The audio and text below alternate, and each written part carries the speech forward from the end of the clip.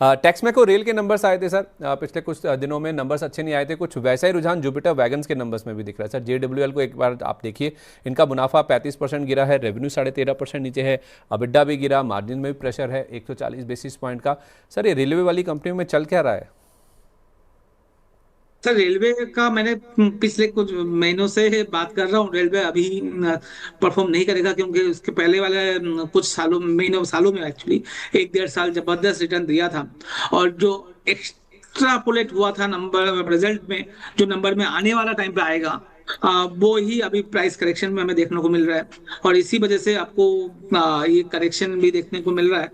तो अभी तो railway stock no no zone में है, बट बहुत जल्दी मुझे लगता है 1 क्वार्टर या 2 क्वार्टर के बाद कुछ अप मूव आपको धीरे धीरे रेलवे स्टॉक में देखने को मिल सकता है। और सर एक और पॉइंट मैं बोलना चाहूंगा, वो लेंस कार्ड के लिए मुझे एक दिमाग में एक पॉइंट आ गया, अगर आप मुझे परमिशन दे तो प्लीज़ एक प्लीज़ लाइन प्लीज़ में। Sir, please. सर आपको याद हो, जब 3.25 लाख सिल्वर था, तब हम बात कर रहे थे इस भाव में समझ में नहीं आ रहा क्या करना चाहिए, नहीं लेना चाहिए ना, महंगा महंगा है सस्ता है। अगर मैं बोलूंगा बेच दीजिए, उसके बाद भी 20 20 हजार 20 हजार चल जाएगा, तो हमें हम्म। गाली मिलेगी या टोल मिलेगा। तो आपको स्टॉप लॉस के साथ रहना चाहिए। अब वो 4 लाख से वापिस आज 250 है, 240 है, हम्म। मगर वो बोलना मुश्किल था वो 3 लाख में आपको रहना चाहिए या नहीं लेना चाहिए। वही लेंस कार्ड की कहानी है सर। तो आप चलिए उसमें, बस स्टॉप लॉस जरूर मेंटेन कीजिए। मतलब वही राइड द टाइड, जब तक चल रहा है चलते रहिए, स्टॉप लॉस लगाते रहिए, स्टॉप लॉस लगा कर रखिए। चलता जाए तो आप भी अपना स्टॉप लॉस ऊपर की ओर रिवाइज करते हुए चलिए, यही रणनीति बस होनी स्टिक चाहिए। स्टॉप लॉस सिल रखिए। हाँ, हाँ, बस stick stick stop loss stop loss रखिए। रखिए।